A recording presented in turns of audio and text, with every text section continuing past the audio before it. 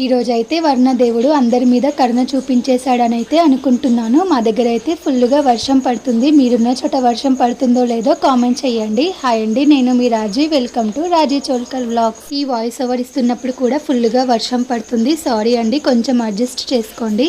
ప్రస్తుతానికి మేమైతే విలేజ్లో ఉన్నాము. అదేనండి, విలేజ్లో ఉన్న మా ఇంటికి అయితే వచ్చేసాము. ఇక్కడ నేను పిల్లలకి ఫుడ్ పెడుతున్న టైంలో ఆఫ్టర్నూన్ అనమాట. ఫుల్గా వర్షం అయితే స్టార్ట్ అయిపోయింది.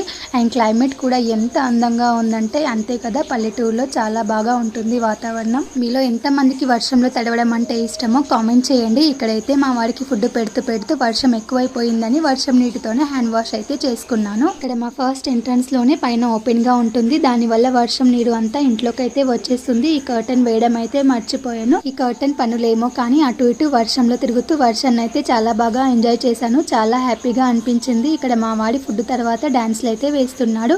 వీడియో నచ్చితే సబ్స్క్రైబ్.